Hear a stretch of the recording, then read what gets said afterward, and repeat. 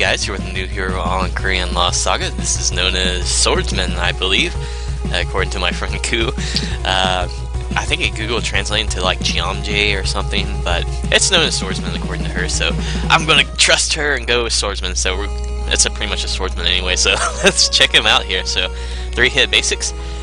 Third hit will do a little half feint if you don't have your sword mechanic out, which I'm just going to get rid of here. So it does do a half feint if you don't have your sword mechanic out, and that means you can go into some nice stuff like your jump cancel off the third hit and do like an air dash for an easy feint off of that. So really nice there, really nice.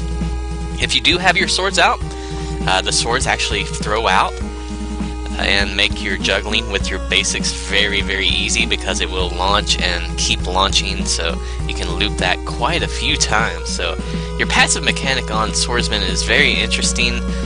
You can see it's recharging up. If you swap characters, it'll keep recharging. You won't have your swords until it recharges to full. If you start attacking, it won't charge, but if you're running around or so, it will charge. Then you gotta stop and let them come out. So each basic attack will use 5 meter of your passive. So it will keep continuously go down. It will not recharge until it depletes completely, so you are stuck with whatever you have unless you, swap and deplete the charge, just either way to deplete the charge. So there you go.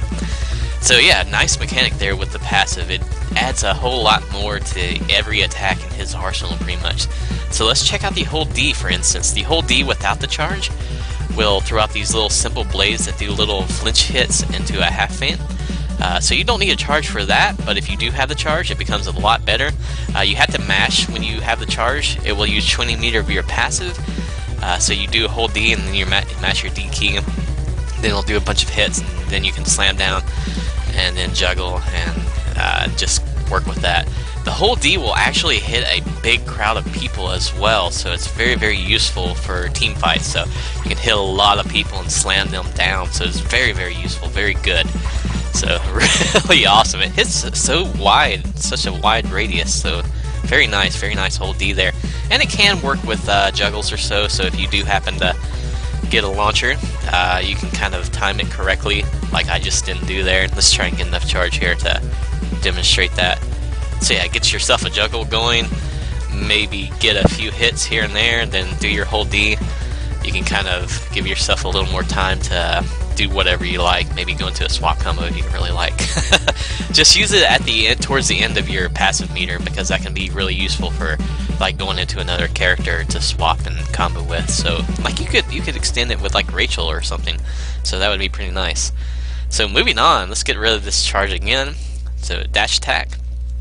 You have a 2-hit dasher. Second hit will launch. If you have your sword charge up, it will throw out blades with it. If you actually just do 1 hit and let the blade go through, let's try this again, it will actually feint. So that's pretty nice there.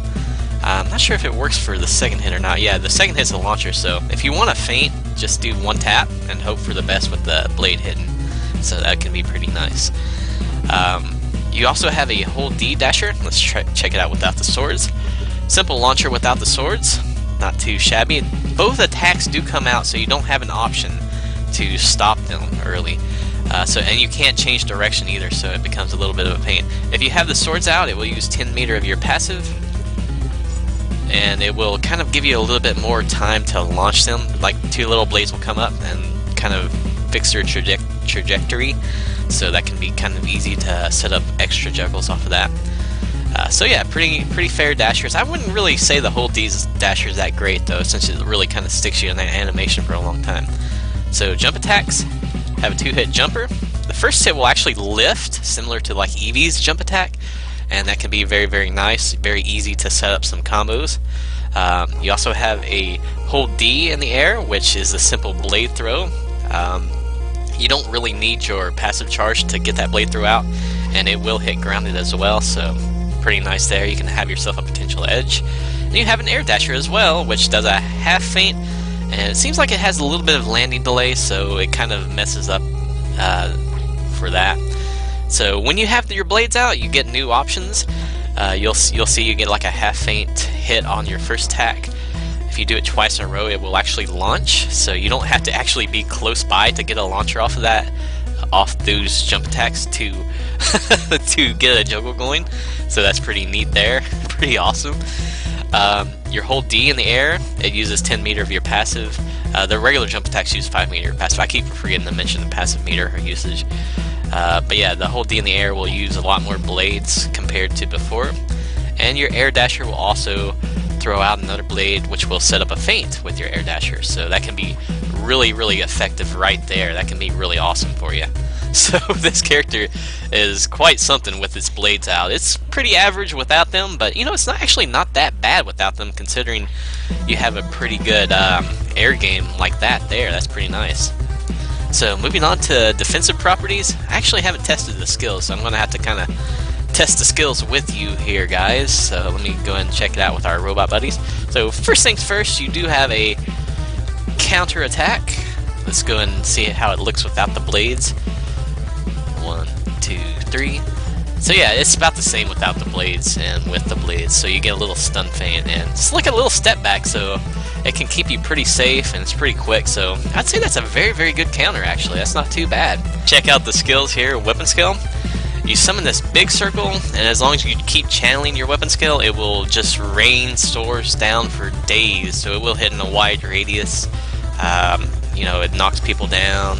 Looks like it feints them at first, so, and it will hit grounding and launch them up into the air. So it's not too bad. I'd say there's better weapon skills, but that's pretty flashy though. Your armor skill, kind of rush at someone, do like a air combo if you nab them. I think it kind of bugged out there because it's supposed to have like a little slam down. There it is. So yeah, you'll do like a little air combo. I think it does hit really well in the crowd as well, so let's check it out here. So yeah, it looks like it hits quite a few people, lifts them up into the whirlwind and slams them down. So quick check on the ground hit for it. So I probably should test these more thoroughly before I do a video, but there you go, it'll hit ground. It'll hit grounded, so not too bad there, not too bad at all. No air trigger, however. Helmet. Summon a little AoE, point blank AoE, and then do kind of like Nangan's weapon skill and feint someone. It will hit grounded as well, so this can be a very good combo resetter. Can be very, very effective, and it does hit in pretty wide radius, so that's pretty nice as well. Trinket. Summon a bunch of swords around you.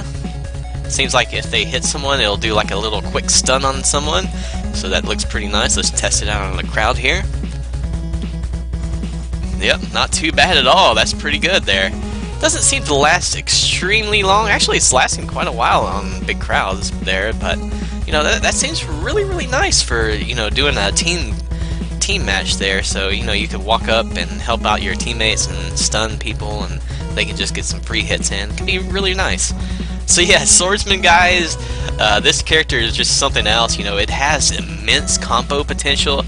It has a lot of great versatility with the air game. You know, it has a lot of opportunities to feint as well. So yeah, it's really good. You know, you can loop these passives just over and over and over. It's just crazy. So you know, you can just go into your skills after that and do a little resets, and it can be really great. You know, with the right skills, give you a little bit more time to charge up your passive to start again. You can do some amazing combos with this character. It can be really, really great. So yeah, and you know, he's got a lot of great things about him. You know, he doesn't have to be in melee range to use these blades when they're up. You can see you can get a launcher from far away. So, and if you do get that launcher, you know, you throw out your whole D, you try to get that nice slam down so you can get back in position. You throw out your whole D in a big team match, just throw people down on the ground. It's just nuts, guys. It's just really impressive, really impressive. I can't say enough about this character. I know I say that like about every other character, but you know, this character, they've really outdid themselves on this thing. It seems like it will be pretty lag friendly as well. The hitboxes on the juggles are quite friendly, so I mean, you don't really have to really try even to juggle. It's just easy as long as you get the swords out. So yeah, just, you know, if you're going to main something and you want a really good passive, this is a good option. So yeah, that'll do it for now, guys. Thank you guys for watching, and we'll see you next time.